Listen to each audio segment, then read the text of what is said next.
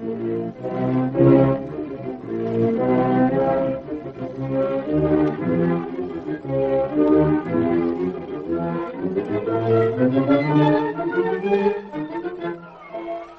most delightfully fascinating character in the realms of mystery, Charlie Chan.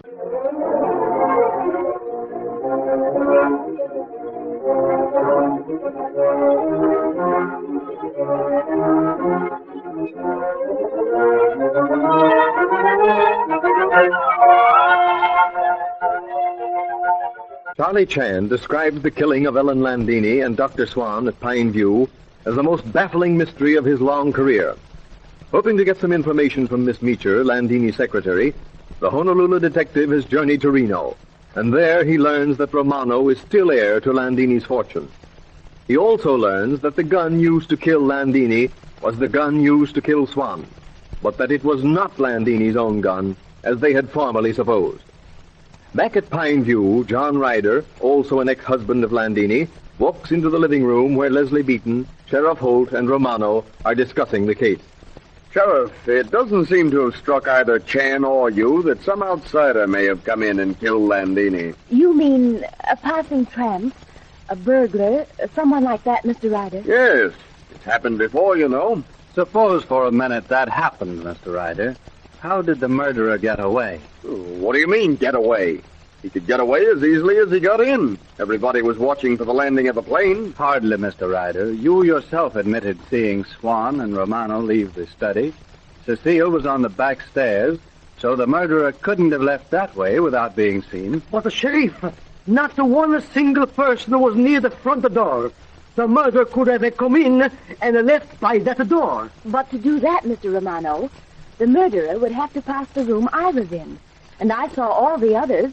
I would have seen the murderer, too. But it is possible, nevertheless, that your attention might have been directed elsewhere at that moment, Miss Beaton. Yes, that is true, Mr. Ryder. But still, to reach the front door, the murderer would have to pass Mr. Ward, Mr. Ireland, Mr. Beaton as they came up the main stairs.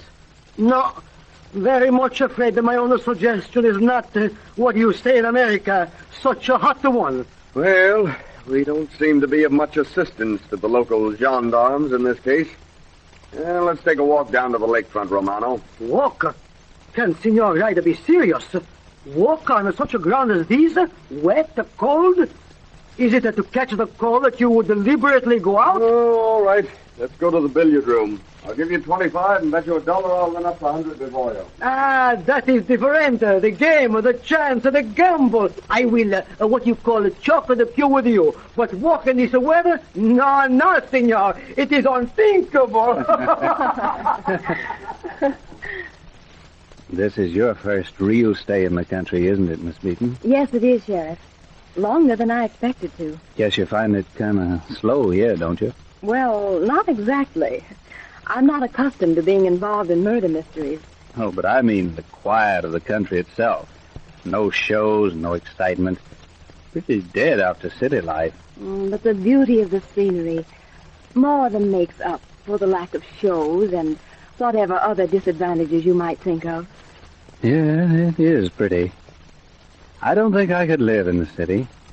I imagine anybody from the city would find it pretty difficult to, well, get used to it. A lot of people I know would gladly give up the city for the country if they could make a living. I have to go back to the city, and you've no idea how I dread it. But you don't have to, you know. I have my living to make. But your brother... Huey will have to make a whole lot more in the future than he has in the past before I can rely on him.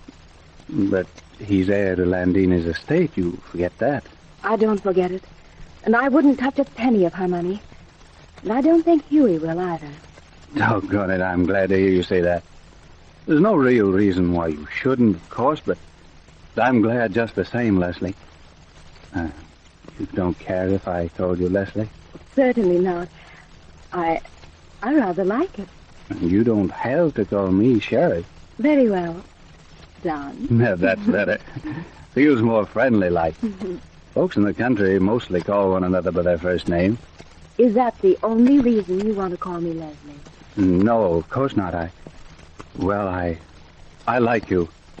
I have liked you from the very first moment I saw you sitting there in that living room, scared to death. And you were so kind. It helped a lot, Sheriff. Down that first night. Sheriff, Mr. Holt.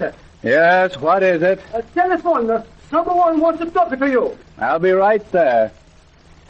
Come on, Leslie. We'll see who it is and what he wants. Meanwhile, over in Reno, at Miss Meecher's hotel room, Charlie Chan, Ward, Sam Holt, and Miss Meecher look at one another amazed as Sam Holt repeats the information he has received.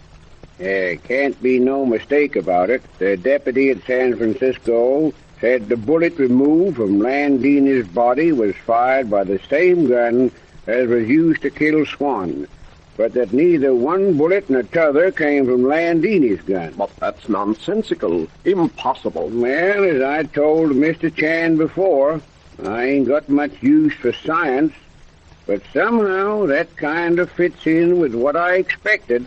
Right so, Mr. Holt. Now that first shock of imparted information is past, facts take on more reasonable placement in the scheme of things. But the idea is fantastic.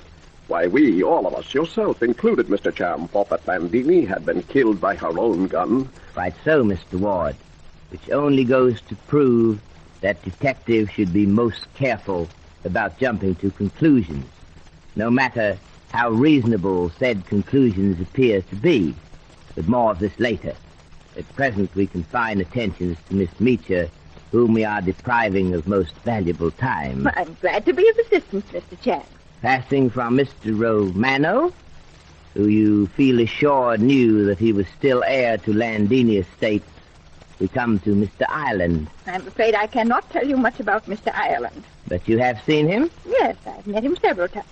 You knew, of course, that he was Swan's chauffeur when he was, that is, when Swan was married to Landini, and that Swan accused him of making love to his wife behind his back? It ain't very often that they make love to a fellow's wife before his eyes, Mr. Chan. Alas, no, Mr. Holt. Plum blossom, which, because it is raised behind high wall, always seems more beautiful, is stolen when master is absent in marts of trade. This island, Miss Meecher, he was in love with Landini? No, I believe there was some sort of love affair between them. It was before my time. Since she came here, she's enjoyed riding about in a plane. But it was all over, at least on her side. I'm sure of that. Ah, yes, like a turbulent stream, unhampered and untamed, she swept on to new pastures. But, Miss Meecher, was it all over on his, Mr. Island side? Well, I suppose I must tell everything. I did overhear him making love to her one evening, but she only laughed at him. So, she laughed at him? Yes, told him to stick to his wife, Cecile. She reminded him that when first she saw him, he had just returned from the war and was in uniform. It was a uniform, Michael, I heard her say. I fell in love with every man who wore one. He was flyer? I do not think so. No, I believe he was in an infantry regiment. So, war service? A steady hand, a clear eye, a good shot. Ah, but we will consider that phase later. Now to proceed to our next gentleman, Dr. Swan. Contemptible. So I've gathered. Madam had no dealings with him since the divorce? Oh, but she has. Since you have come to Reno, he has visited Madam? Most certainly. Ah, he lied to us about that. But then that is not surprising. One cannot disregard the dragon's fiery breath, even though he speak honeyed words. His visits, of course, Miss Meecher, were necessary if he were to follow his trade. You mean his profession as a doctor? Alas, no. I mean his nefarious trade as a blackmailer. Who told you that? No matter. We know it. Do we not, Mr. Holt? Aye, Miss Meecher. We know about Dr. Swan. He'll not worry any more. Well, we might as well tell her, Mr. Chan. Yes, Mr. Holt, it will be only fair. Miss Meecher doubtless has wondered whether or not Swan would turn his attentions to her, now that Landini is beyond his avaricious advances. You see, Miss Meecher, Swan was murdered. Dr. Swan? Dead?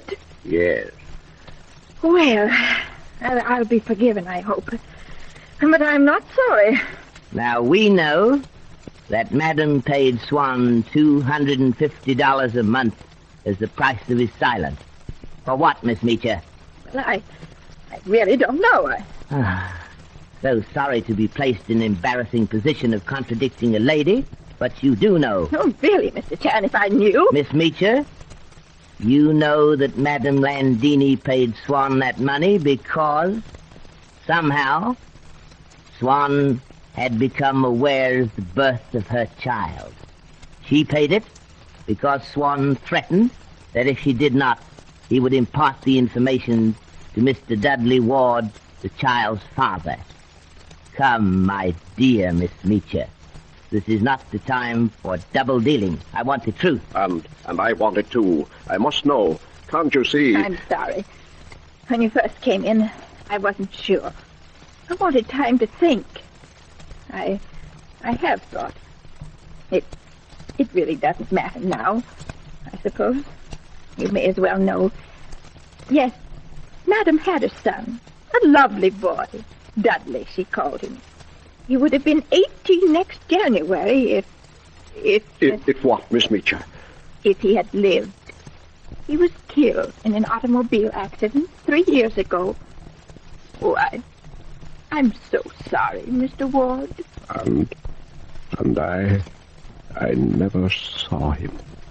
I never saw him. So, from this unexpected source comes the answer to the problem Charlie Chan had originally come to Pine View to solve. There still remains, however, the question of who killed Landini and Dr. Swan. And just how much this latest discovery will advance the solution of that mystery remains to be seen. Inspector Chan will be with us again.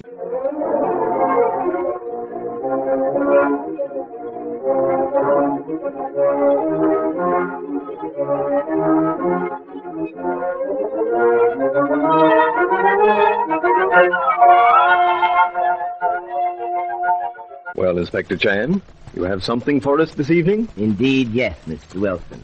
I am thinking of people who have irresistible desire for things not owned by them. Yes, Mr. Chan? Honorable Mandarin once said, if you would try man's honesty, send him first to buy vegetables in marketplace. For he who takes that which is valueless cannot be trusted with key to treasure vault. But he who is honest in little things will prove a good guardian of his master's honor. Thank you, Mr. Chan, and good night.